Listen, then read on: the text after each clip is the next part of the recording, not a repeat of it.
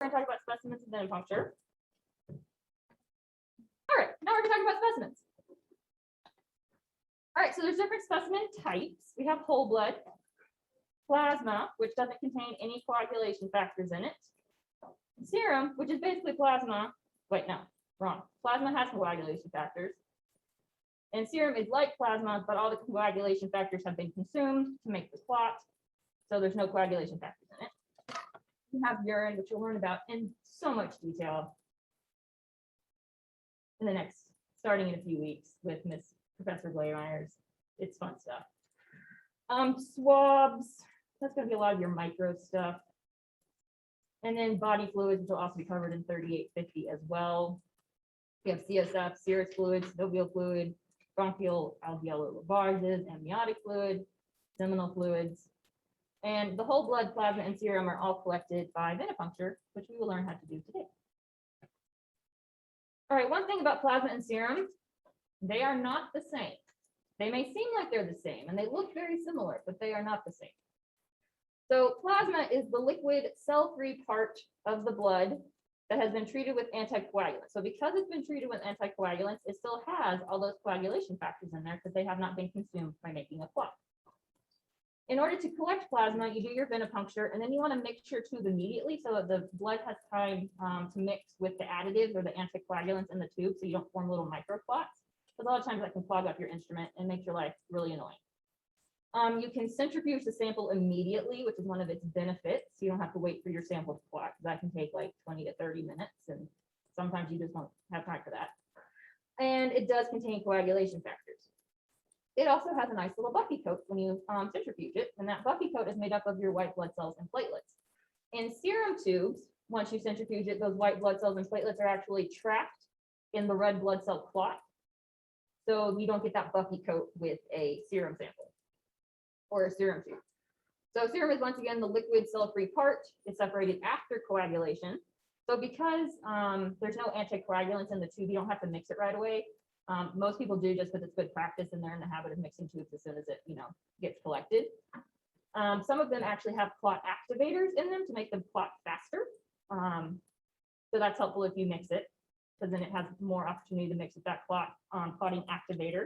And you have to wait for the clot to fully form before you centrifuge it. Otherwise, you end up with this gelatinous fibrinogen mass in your serum, and it's like a little snot bubble, honestly. It's really gross. And your instrument can suck it up and clog your instrument. And if that happens, you have to go and get a wooden stick and fish it out. It's not pleasant. It's not something you want to do on every sample. But the key thing is it does not contain coagulation factors. All right, so specimen integrity. So one of the most important things, I would argue the most important thing with specimen collection is making sure you are collecting the specimen on the right patient. If you collected on the wrong patient, you have accomplished nothing except confusing doctors and possibly killing someone. So verify the identity of the patient, which is why we have our nice little verify all the things. That includes verifying their name, first and last name, some unique identifier, whether that's their birth date, their address, or their medical record number, something unique to them, because there can be multiple people named John Smith. Then you want to verify your collection requirements. You want to make sure you're grabbing the right tube types, because certain assays, you can't use certain colored tubes because there's interferences, and the correct order of the draw, and that will prevent carryover of additives into the following tube that can interfere with the tests that are run on the following tube. We'll talk more about that in a minute. You want to make sure the patient is in the correct status. So if it's a fasting sample, you want to make sure that they are actually fasting. If it's a drug collection to test for the levels of a drug in their blood, you want to make sure that it's at the right time after their last dose. Sometimes you're trying to go for a peak level. Sometimes you're trying to go for a trough level. You want to make sure the timing of the collection is right. Time of day, because there are certain analytes that vary based on the time of day. You want to make sure you're just doing it the way it's supposed to be done so you get the most accurate results. Special requirements.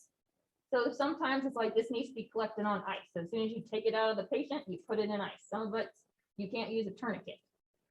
Some of these are it has to be kept warm. So there's various requirements of collection and storage during transport. You want to verify that your patient labels match the patient requisition. Because a lot of times you're printing out barcode labels and mistakes can happen. So you want to verify, even after you've verified your patient, you want to make sure before you put those labels on that they match your patient. They match your requisition slip, they match your patient's armband, everything matches. Verify all the things every time.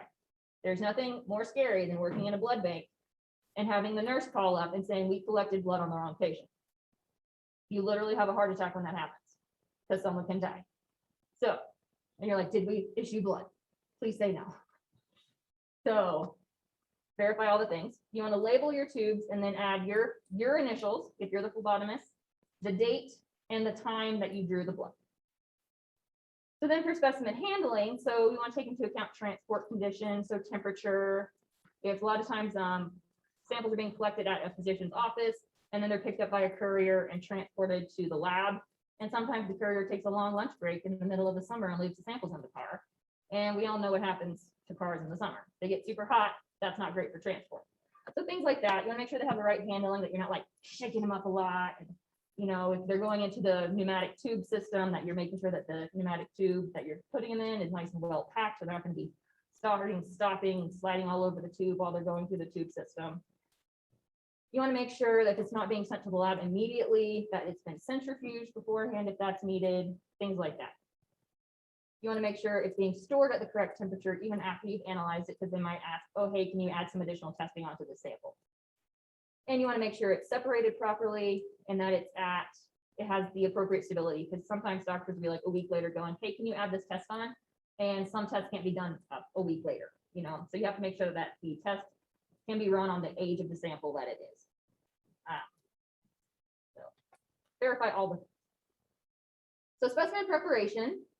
So you want to get the specimen ready for testing. So this can be completed at the collection site or in the lab. So that's things like centrifuging it, filtering it, concentrating it, diluting it, just getting it ready to go on the instrument or to do whatever manual assay you're doing. So preserving it, all kinds of things. And then quality control materials should undergo those same steps to make sure that there's not any error in the process. So anything that your sample is undergoing, your quality control material should be undergoing as well, whether that's a dilution or a concentration or a filtration step. You should be treating your QC material exactly like your sample, so you can find any error anywhere in the test process. All right, so some blood specimen problems. Some of these you can fix by getting a new collection. Other things, that's just the way the patient is and you have to deal with it. So icteric samples means there's an excess amount of bilirubin, and bilirubin is a waste product of hemoglobin when it's broken down, and it's normally cleared by the liver. But when people have liver disease, that bilirubin isn't cleared quickly, so it builds up in the serum and it causes an amber color to the serum, and that can cause spectrophotometric interferences in a lot of assays. So it's good to be aware that this is a problem. You cannot change this about the patient. They are the way they are. You can also have lipemic samples. This is when there's an excess amount of lipids or fats in the serum or the plasma, and it will look very milky. Kind of looks like a milkshake a little bit. This is once again something you can't super change about the patient. It might be that they weren't fasting. So if you collect it on a fasting sample or before they eat a cheeseburger, it won't be as big of a deal, but sometimes they just have a genetic condition where they just have a lot of lipids. So you might be able to change it about the patient or not. And then hemolyzed samples. So this is one that we can usually ask for a recollection and get a better result because it got hemolyzed during collection or transport. But sometimes they do have a hemolytic, they do have a hemolysis going on in their blood system, and you're never going to be able to get rid of that while they have that condition going on. But a lot of times you can ask for a recollection for on hemolyzed blood. And this is caused by lysed red blood cells. It causes this red color. And then you also have inappropriate collection. So the wrong tube type is collected, like collecting, using a sodium heparin tube when you want to measure the amount of sodium in the sample. That's going to falsely elevate your results because there's already sodium in the tube. And that's not a reflection of what is in the patient anymore. Or if they're transported under the wrong conditions, like ammonia, which is transported, should be transported on ice. And if it's not transported on ice, that can cause excessively high ammonia levels. All right, so in the analytical and post-analytical phase, you want to make sure that you verify that the patient sample and patient requisition match. Usually happens at the specimen processing bench, where they make sure that everything is matching and good. And if it isn't, they usually contact the draw site and be like, hey, what happened? I need you to verify this, or I need you to collect it again. You want to make sure that the analyte is tested alongside the QC materials, perform any needed calculations. Good news is a lot of times the instruments will do this for you. Yay. Sometimes they don't. This is why we still need to know how to do it. Verify the results to make sure that anything that's a little sketchy looking is actually okay. And then the healthcare team interprets that data and makes medical decisions. So this is where reference intervals come into play, which is what's considered the normal range for a healthy population for an analyte, and making sure that you transcribe your results correctly to the patient's medical record. All right, so laboratory information systems, or LISs. This is the software in the lab that interfaces between the instruments and the patient's medical record. So this helps prevent a lot of transcription errors because it's just digitally going to the patient's medical record, and it's not a little tech writing it down, because when we write it down, we're prone to errors. So it tracks the samples and testing. It can track testing supplies and have like inventory in there, like expirations when you're running low on something. It can perform calculations, which is super awesome when you look at the glomerular filtration rate calculations, because those things are crazy. It can keep track of quality assurance information, and it can transmit the results to the patient record. So LISs are amazing. And if you've ever been in a lab in the middle of an LIS change, you know that it is utter chaos. So fun. I know, right? Like it's like a year-long process to switch to a new LIS, and it's like the most stressful thing. Nothing happens except getting ready for switching LISs. Craziness. All right, so this is an example of what an LIS looks like. You can see that you have like, this is lab test requests. You can see what's pending in the log. You can see like purchase, inventory, and stock, financial stuff, all like what's been requested, what's been resulted. You can see basically everything that's going on. And then each instrument has its own interface of what's actually going on that instrument as well. So you need to be a little bit tech savvy. All right, so now we're going to talk about venipuncture or phlebotomy, i.e. sticking a needle in someone's arm. All right, so phlebotomy, this is done by the phlebotomist, is a member of the healthcare team who assists in the accurate collection and safe transport of the specimens to the clinical laboratory. So they're pretty much the one determining, like verifying all the patient information, making sure they're collecting the right patient, that it's labeled appropriately. They arguably have one of the most important jobs, is making sure that the right sample gets collected. Because if you do not have a good sample, you cannot have a good result. All right, so a test is good, only as good as your sample. So if you have garbage going in, you're gonna have garbage coming out. So being a phlebotomist is a very important job. I don't feel like they get paid enough for the stress that they have, or the responsibility that they have, I guess. So phlebotomy comes from the Greek word phlebo, which means vein, and otomy, which means cut. You're cutting into the vein. Luckily, we don't use like blades anymore. Yay. But now we use small little needles. But it was back in the day, they believed that bloodletting could help cure a lot of diseases by releasing the body of like bad humors or vapors or whatever. Mostly like caused anemia, but you know, details. They didn't have good ideas back in the day. Also, the risk of infection. They also didn't know about bacteria either. They probably did more harm than good with bloodletting. Yeah. Was not their best plan. All right. Luckily, we know better now. We know about bacteria and bloodborne pathogens. All right, so modern phlebotomy luckily does not involve cutting someone's arm open and just letting them bleed willy-nilly.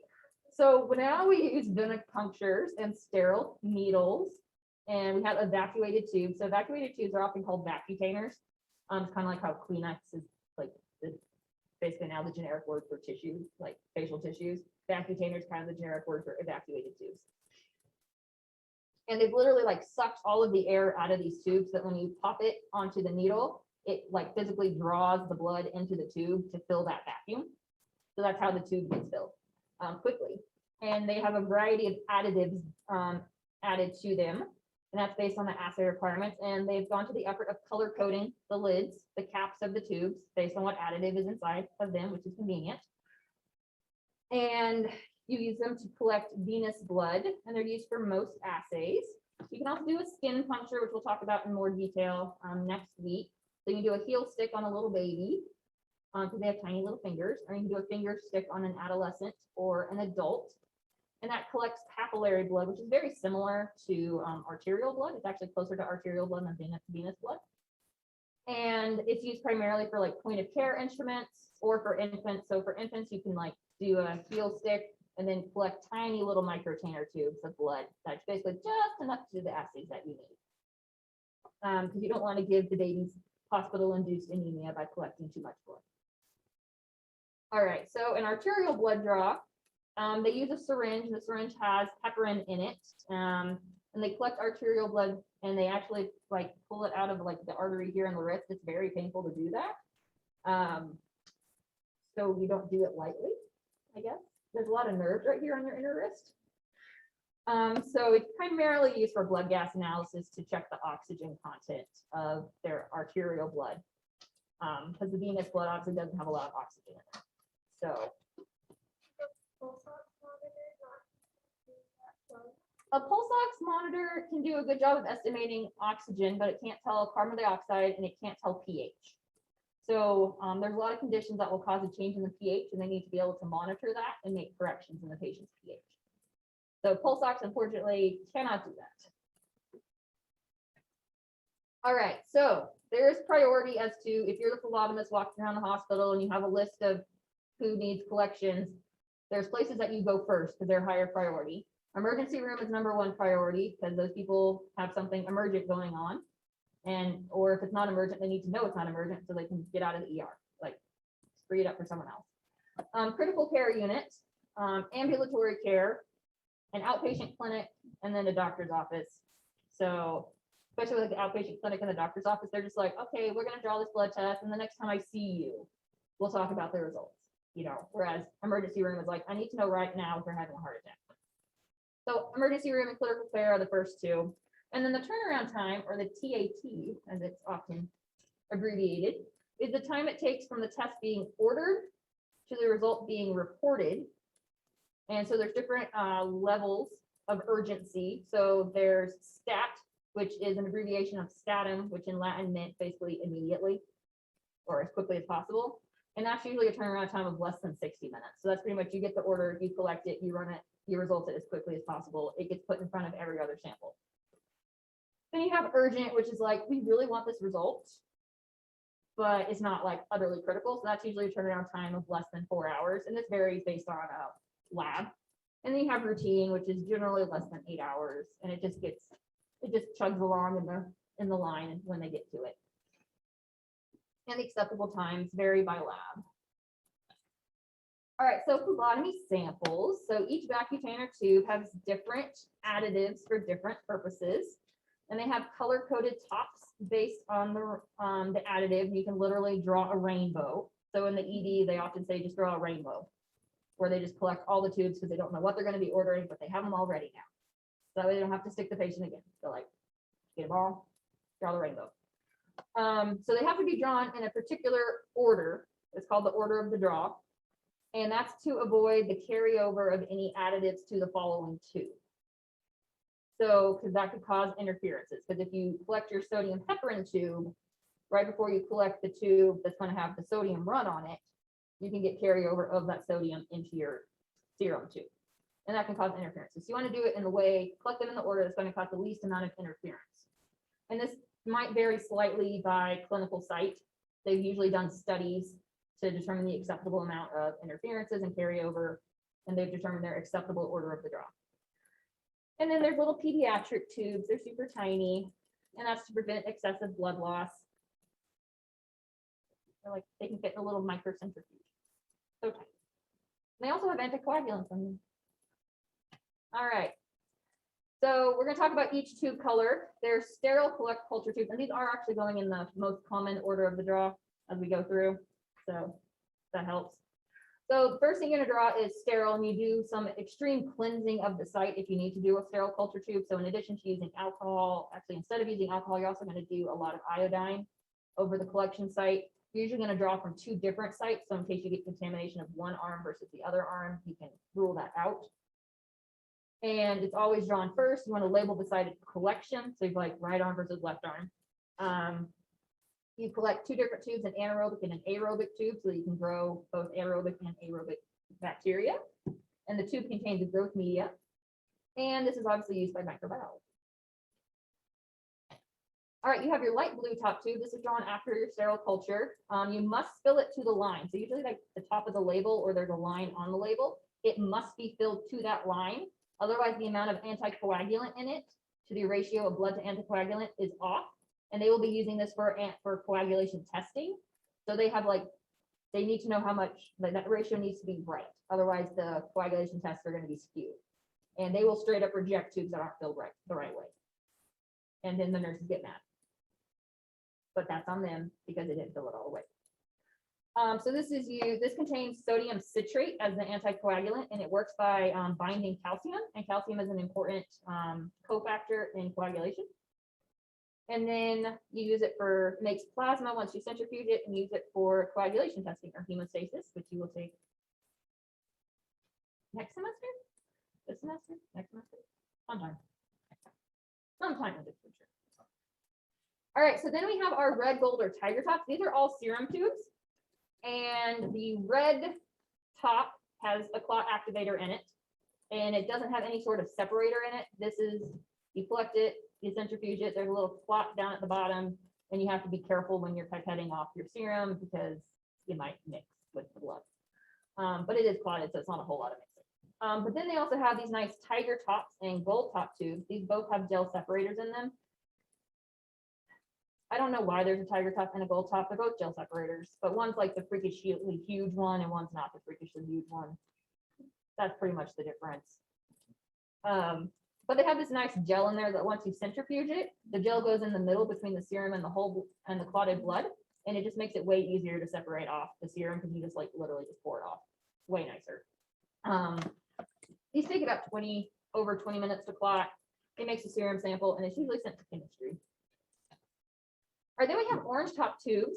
These actually have a clot activator in them, a thrombin-based clot activator. This helps the blood clot in 5 minutes, so super fast, which is why it's predominantly used in the ED to do stat testing in the ED. If they have like their own little lab in the ED, they're just like, we just want to clot, we want to do our test.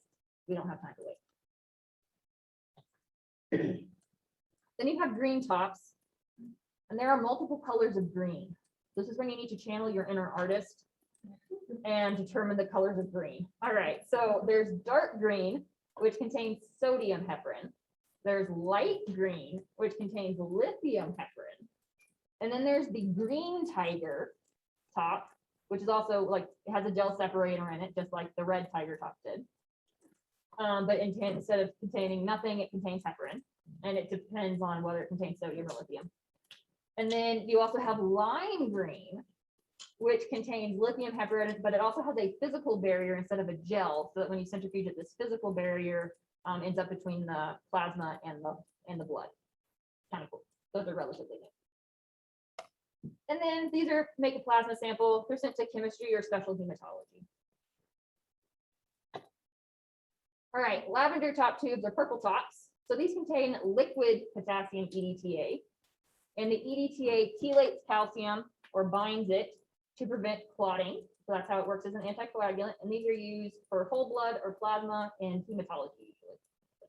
Hematology gets purple. And then pink top, which is almost exactly like the purple top, but it contains spray-coated potassium EDTA instead of liquid EDTA. And it's sent to the blood bank for blood bank testing. Then you have gray tops tubes, which contain potassium oxalate, which is your anticoagulant, because oxalate precipitates calcium, so it's not able to be involved in the clotting process. And then it has sodium fluoride, which is your preservative that actually acts as an anti-glycolytic agent, so it prevents glycolysis to keep the glucose levels however they were when they came out of the patient. And so these are usually sent to chemistry for glucose determination. These are usually used if you're not going to be able to run the test right away. If it's going to be run right away, they just do a regular red top or gold top tube. But if it's going to be sitting for a while because it's coming from an outpatient clinic, they'll do a gray top to prevent glycolysis. All right, then you have yellow acid citrate dextrose tubes. These have a red cell preservative as well as an anticoagulant. The acid citrate, the citrate is the anticoagulant part, and the dextrose kind of adds, and the acid kind of acts as like a preservative for the actual cells in the tube, because you're actually going to be using this tube to do molecular stuff on it. So you're doing a lot of like collecting DNA and stuff. So you want the cells to stay nice and happy and preserved. And then you have, these are kind of like, you're not going to draw these all the time. These are very special tests that these are run on. So you have, these are all have EDTA in them, except the royal blue one can either have a clot activator or EDTA, just depends on what the lab likes. Doesn't matter. But tan is used for lead testing. And you're like, well, it's just EDTA in it. Why can't I use a pink top tube or a purple top tube? This particular tan tube is basically made in such a way that it does not have lead contamination. So they've made it very special so that you won't get interferences in the lead test. Same goes with the molecular testing. It has a gel separator, and it's basically been ensured that it doesn't have any like RNases or DNases or anything that's going to break down your genetic material. And your blue top tube is used for heavy metal testing, and it's once again specially made so it doesn't have any heavy metal interferences. So even though they all have like the same anticoagulants as some of their other tubes, these are made under special conditions so that to minimize interferences and degradation of your sample for the particular test they're run on. All right, so for people who like tables, here's a table. It's color coded because I like color coded. So you have your, this is the order of the draw that we're learning today, generally, as well as what the additive is and what lab it goes to. You are expected to know all this information, so get it in your brain. Nice little summary for those people. And we have some mnemonic devices on the order of the draw. So you have to prevent carryover. So these are the main tubes. You might slot in some of the other tubes, like the tan and the white and the yellow in here, but this is generally for these main tubes. This is the order of the draw that most facilities use. So key thing is it's not in the rainbow order, which is this is a missed opportunity. They could have done rainbow order, but they didn't. So it's not in the order of a rainbow. Instead, this mnemonic device, this one I found on the internet, stop light red, stay put, green light go, where stop means sterile, then you have light blue, red, serum separator tubes, and then you have your heparin tubes, starting with your plasma separator, then lavender, and then you usually have pink right here, and then gray tops. So that's one mnemonic device. It served me well for many years. And I came up with my own mnemonic device.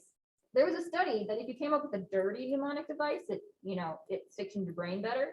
But I decided to be professional and give you this one. So if you wanted to come up with one that stuck better, go for it. So this is one that I kind of came up with.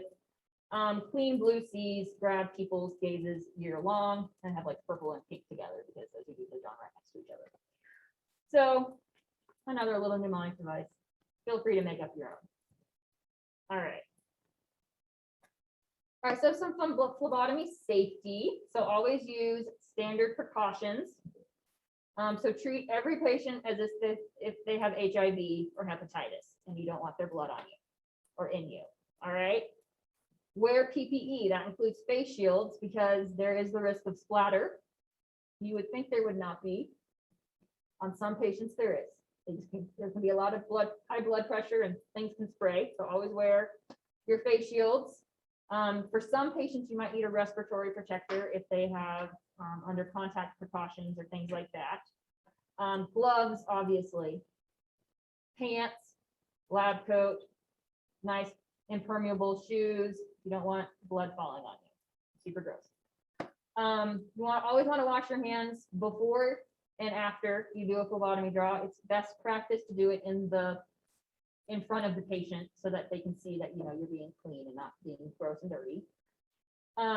Never, ever, ever, ever, ever, ever, ever recap a needle. Ever, ever. Okay, that is the #1 way to get a needle stick, is to try to recap a needle. Our needles in the lab have a built-in safety feature that looks exactly like this, where you just use your thumb to put the safety feature and it clicks over the needle. And then as soon as that needle is shielded, you put it in the sharps container. Your #1 goal for your safety is to get that needle shielded and in the safety and in the sharps container as quickly as possible. All right, so that you don't have a needle stick. There's a lot of paperwork if you get a needle stick. There's a lot of stress if you get a needle stick. All right, we don't like needle sticks. Always dispose of them in the sharps container. They do have right here, that's actually a needle right there. So there's a needle that goes into the patient's arm, and then there's a needle in the tube holder. It's covered with like a little silicone sheath. But when you pop the tube on, that sheath like scrunches up and the needle's exposed. And that's what pierces the tube so the blood can go into the tube. So that is a needle. So this is why we always, always, always get rid of our tube apparatus thing, venipuncture apparatus. There's not a good word for it. In the sharps container as quickly as possible. All right, never put your hand in the sharps container. Not even a little bit. You'd be surprised. I've seen this happen. All right, never put your hand in the sharps container to try to retrieve anything from the sharps container. Once it's in there, it is dead. It has fallen into a black hole of death. All right, we never put our hand in the sharps container. Always make sure you use any safety features that are present, like our fancy needle shields. All right. The butterfly needles also have safety features. Sometimes they auto retract out of the patient's skin. So you just press a little button on the apparatus and it just pulls the needle out and it's automatically sheathed. Other times you have to pull the needle out and like sheath it yourself using the fancy features. But always use the safety features. They are designed to help you prevent a needle stick. I was working in the microbiology lab as a student, and we had a needle stick come in. So they drew the patient's blood, and it was a college student, and we did a rapid HIV test, and it came back positive. So 2 people's lives changed that day. So never, ever, ever do anything that can get you a needle stick. All right, so we're gonna talk through the phlebotomy procedure kind of briefly. So you want to be polite and greet the patient, be like, hi, I'm Lacey. I'm here to draw your blood for some tests that your doctor ordered. Then you want to ID the patient. And when you're IDing the patient, you always want to ask them for their name rather than saying, are you John Smith? Because they might just say, reflexively say yes. So I always want to say, what is your name? And then they say, John Smith. You go, okay, what's your birthday? And they say, I don't know, fill in some date, and you check it on your order that it matches. You want to position the patient. So a lot of times it's going to be sitting up in a phlebotomy chair. Phlebotomy chairs have armrests, or it could be laying down if they're a hospital patient. Put on the tourniquet and select the vein. And then once you kind of have an idea of what kind of veins you're working with, then you will assemble your equipment and tubes, because you'll be choosing your needle size based on what kind of veins they have. And then you take off the tourniquet during this part, because tourniquet shouldn't be on very long. And then retie the tourniquet, clean the site with alcohol, anchor the vein, insert the needle, collect the blood into the tubes, mix it while the next one's filling, remove the tourniquet, place the gauze, and remove the needle. It's always important to remove the tourniquet before you take out the needle, because otherwise you have a lot of back pressure from the tourniquet being on. So when you take the needle out, a lot of blood starts coming out of that hole that's there. That happened to me my first time doing it. It freaked me out a lot because the needle slipped out when I was changing tubes and the tourniquet was still on. So it doesn't hurt the patient. It just, very messy, and it can be very disconcerting to the patient and to you, especially if you're new to it, like me, because I freaked out. It was fine. No one died. You want to dispose of the needle safely, apply pressure to the puncture site. And if you have like an older patient, they might try to go like this and bend their arm. They're not supposed to do that, because then when they unbend their arm, it can like dislodge the clot that's been forming. So you just want to keep their arm straight while they're holding it. You want to assess the patient, because sometimes they can have what's called a vasovagal reaction, where they start to get nauseous and dizzy. So you want to assess the patient and be like, hey, you doing okay? And if they're not doing okay, you want to lay them down. All right. Label your tubes at your patient's side. You don't want to leave the patient and label your tubes. Always label it in front of the patient, bandage the patient, and then process the tubes and send them to the lab. All right, so professionalism, greet your patient, introduce yourself, reassure the patient, be like, oh, this will only hurt a little bit, or this should be fine. Wash hands and put on gloves. Some facilities don't require you to put on gloves before you palpate for the vein. I think that's gross.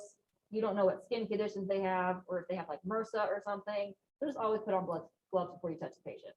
All right. review the order, see what tubes you need, grab the tubes you need, put them in the right order of the draw. You don't want to be thinking about what the order of the draw is while you're doing the venipuncture. Identify the patient, which is the most important step. Always ask their full name and a unique identifier.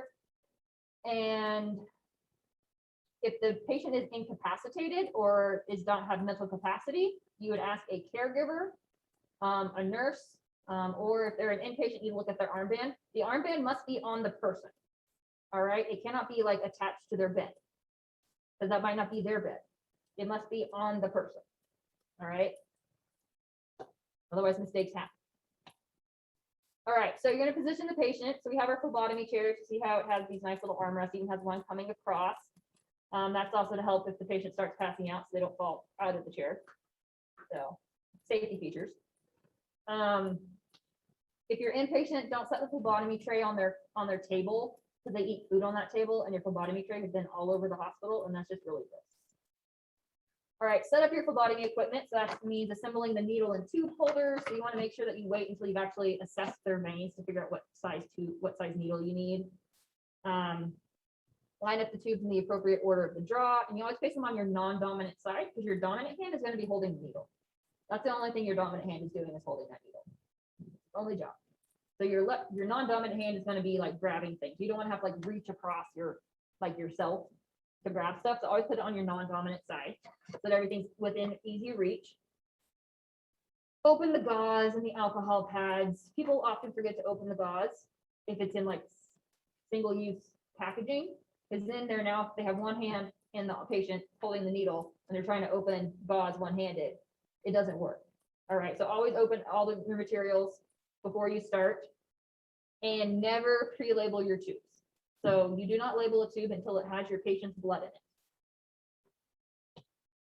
All right, so we have different gauges of needle. So the smaller the number, the larger the needle. So like an 18 gauge needle, that's the kind they used to do like if you're donating blood. That thing's huge, right? We've all seen that thing. It's ginormous. This is why I don't donate blood. Whereas 21 gauge is kind of standard for phlebotomy. It's moderate. It's a good size. And then if they have small veins or it's a pediatric patient, you can go smaller with like a 23 or 25 gauge. But that increases the risk of hemolysis because now the blood has to get through a smaller hole and the risk of them being shearing through that tiny hole is higher. So you can get more hemolysis.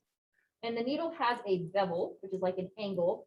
They've gotten super fancy with the angles on these needles nowadays so that it prevents hemolysis and also like doesn't hurt as much going in. It's fancy. You want to make sure that the bevel is facing up when it goes into the arm. And what's nice with these ones that we have is that the safety feature is actually lined up so that if it is facing up, the bevel will also be facing up. So it's nice to just kind of like, okay, just line it all up and I know my bevel's going to be facing up. We're all good. And then you have butterfly needles. They're called butterflies because the little wings on it look like a butterfly. And these are usually tinier needles. And it's collected to a little tube that's then connected to your tube holder. And these are good for fragile veins or smaller veins. A lot of phlebotomists just straight up prefer these. And you also get, as soon as you're in the blood, in the vein, you get a nice little flash right here of blood. So you know immediately if you're in, which is nice. All right, so tying a tourniquet. Ironically, this is the hardest part. People think it's not the hardest part. It really is the hardest part of the water. Because you're doing it with gloves on, your glove likes to get trapped in the tourniquet. So you tie the tourniquet 3 to 4 inches above the arm, above the draw site. So this is kind of like mid bicep, right around here. And you draw it with a quick release knot because you want to be able to untie it one-handed. And this will be, you'll get time to practice this today. It's hard to describe. So basically, I just say you pull it tight, you cross the left one under the right one, and then you tuck it in. It's more complicated than that. You'll get time to practice. You're probably like, Dr. Moss, this cannot be that complicated. It is when you're first learning. You want to make sure that it's flat against the skin, it's not twisted, because that's ouchy for your patient. It should be tight without, like pinching them. And it should be on the arm no longer than 1 minute. If it's on the arm longer than 1 minute, you get a phenomenon called hemoconcentration, because you're not getting a lot of fluid moving back up the arm, and the blood starts to concentrate, and that can mess with the concentration of your analytes. So if you do have the tourniquet on for 1 minute, longer than 1 minute, you want to take it off, let it basically be free for a few minutes, and then put it back on.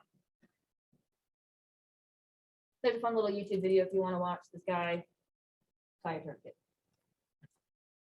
All right, so after you've tied the tourniquet, you're going to palpate for the vein. So you ask the patient to make a fist, and that just helps pump up the veins a little bit. But you don't want them to pump their fist. You just want them to like hold a fist. All right. And then with a straight arm, you can put a wedge under their arm. You can have them put their fist under their arm to help hold it straight. You don't want it to be hyperextended. And then you palpate for the vein using your index finger or your middle finger. You never use your thumb. Your goal in life is to not stick a needle into something that has a pulse. Because if it has a pulse, it is an artery. You are not trained to stick needles into arteries. Your thumb has a pulse. If you palpate with your thumb, you cannot tell if that pulse is from the patient or from you. So always palpate with your index or middle finger. This vein should be spongy. So everyone kind of look at your vein and kind of bounce it. Be spongy like a little trampoline. I know. You want to track the depth of the vein and the path it takes. They're not nice straight lines. They don't go the way you want them to. You want to find visual landmarks to locate the vein, because once you clean it, you cannot touch the site again. So I like try to look for like little lines in their skin or little freckles or moles or something. And then once I clean it, I keep my eye on it. I'm like, this is the vein. Do not lose focus. Stay on the vein. Especially with people who have like hard to find veins, or they're not like, I'm translucent. A lot of students practice on me because you can see mine, but not everyone is genetically blessed designing. So tendons feel hard, so you don't want to stick a needle into anything that feels hard. You want spongy, bouncy veins, and arteries have a pulse. All right, so we do it in the antecubital fossa, which is a fancy way of saying the inner elbow.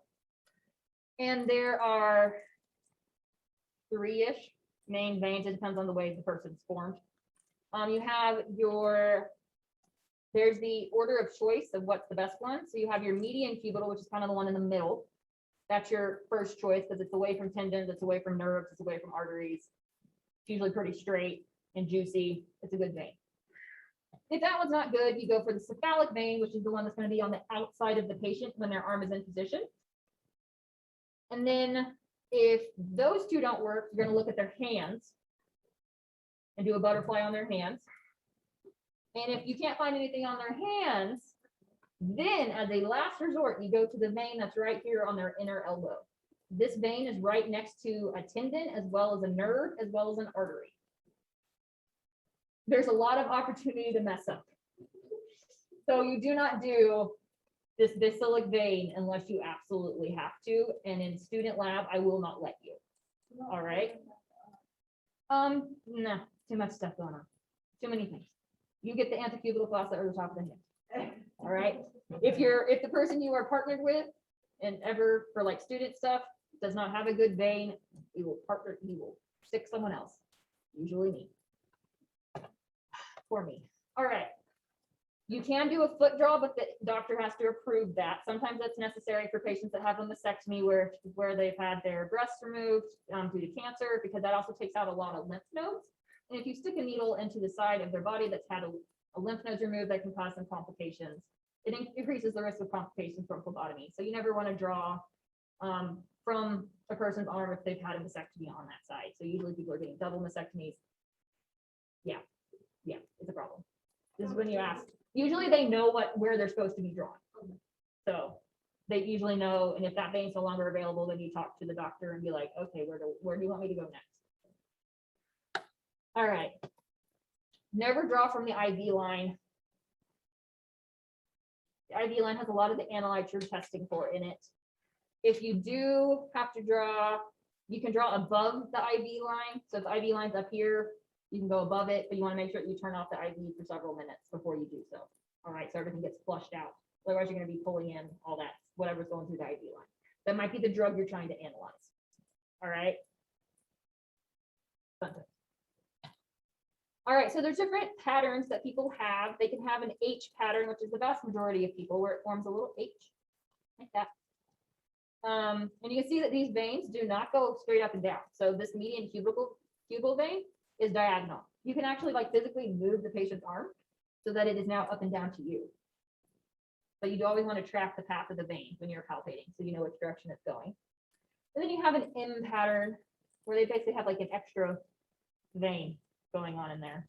It's normal, just not a lot of people have it. Gives you more opportunities to stick them. All right, so cleaning the site, clean it with 70% alcohol in little side-to-side motions, not circles. It used to be circles, but they actually did some studies and determined that going back and forth was better than circles. So recommendations have changed. Allow the alcohol to dry, because otherwise it will sting the patient, and it will also increase the risk of hemolysis to your sample. And once you have cleaned it, do not touch it again. Do not blow on it. Keep your eye on it, but don't touch it again. All right. It's really tempting to touch it again. All right, so examine the needle for defects. How are we doing on time? All right, anchor the vein with the thumb of your non-dominant hand to prevent the skin from release, is especially helpful in elderly patients because their veins are very rolly. They like to roll away from the needle and dodge it. So you anchor that vein by pulling below the draw site. You always go below because you never want your finger to be above the needle because then you can stick yourself. All right, always below. Have the patient make a fist, insert the needle at a 15 to 30 degree angle with the bevel facing up using your dominant hand. And then your dominant hand, all it does for the rest of this is hold the needle. Hold it. Once the needle is in, you can push your tube on, and to push it on is kind of like pushing on a syringe, like pinching your fingers together, where your thumb is at the bottom of the tube and your index finger is at the ledge of the tube holder, and pinch them together. Let the tube fill. It will stop once the vacuum has finished. And then you pop it off like a pin cap. You go, boop. And then you invert it several times. You can take off the tourniquet as soon as you're in the vein and your blood is flowing. I like to take it off during the first tube, if I remember. You always take it off before you take the needle out. And what if there's no blood going into the tube? So the tube may have lost vacuum, because sometimes the needle like edges out a little bit, just enough for like the bevel to be out enough for air to go into the tube. So quickest way is just get a new tube. Try that out. The needle may not be in the vein, so you can slowly advance the needle a little bit in or a little bit back. You are not allowed to go fishing. You're not allowed to do this little side-to-side thing, okay? You can go straight forward and straight back. You might be able to do a small little twist of the needle to make sure the bevel might be at the top of the vein. So you do a small little twist, all right? But forward and back, no fishing. If you miss the vein, this happens. There's nothing wrong with it. You take off the tourniquet. You cover the needle with gauze. You remove the needle. You bandage it. It's just like if you had done it correctly. You just end everything the same way. You just end it the way you're supposed to, and then you try again at a different site. So different arm, different vein. A phlebotomist gets 2 tries on the same patient before they have to call in another phlebotomist. You don't get to sit and torture the patient. All right, someone else gets to torture the patient. All right, so you get 2 tries before it's someone else's turn. All right, so when you remove the needle, make sure the tourniquet has been released. The patient has released their fist, and remove the tube from the tube holder. If you forget to do that, there's just the risk of like the blood coming out of the top of the needle. It's not like the worst thing ever. It's just better practice to take it off the tube holder first. And that way you can mix it beforehand as well. Grab the gauze with your non-dominant hand and gently place it over the needle insertion site. You are not pressing down at this point. You are just placing it before, then you take the needle out and then apply pressure. Don't use a cotton ball because that can cause the clot to rip up when you take the cotton ball off. Gauze is better. You want to quickly remove the needle. The faster you do things in phlebotomy in terms of going into the arm and out of the arm, the less pain it is for the patient.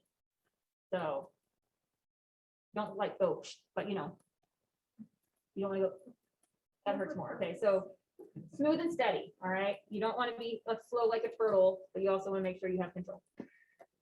Dispose of the needles in the sharp container. Don't let the patient bend the elbow to apply pressure. While you're labeling the tubes, if the patient's capable, they can be the one applying pressure. You can clean up and then make sure they're not having any sort of vasovagal reaction, so they're doing okay. And then before you put the bandage on, make sure they've stopped bleeding. Sometimes they are taking anticoagulants or blood thinners, and that can cause them to bleed for an extended period of time. So you want to make sure they're done bleeding before you put on any bandage. And it should stay on for at least 15 minutes. And they should avoid heavy lifting for at least an hour. All right, always label with indelible ink, i.e. use a permanent pen, no pencils. or use the printed off labels. Make sure that the labels match your requisition order and the patient's ID. Label with the full patient name and at least one unique identifier, and then the phlebotomist's initials, date, and time. Never ever pre-label tubes, because if you pre-label your tubes and the draw doesn't go the way you plan, then you now have these tubes that are labeled that you can then take to someone else's room and accidentally fill them with someone else's blood. All right, so never pre-label tubes. Always label the tubes before leaving the patient, and then change gloves and sanitize hands between each patient. Thank the patient. I think it's good. I think it's good practice to show the label to the patient to be like, is this correct? Just so you know, everyone's confirmed that it's good. And then transport it as needed. All right, this is the recap to how we did it.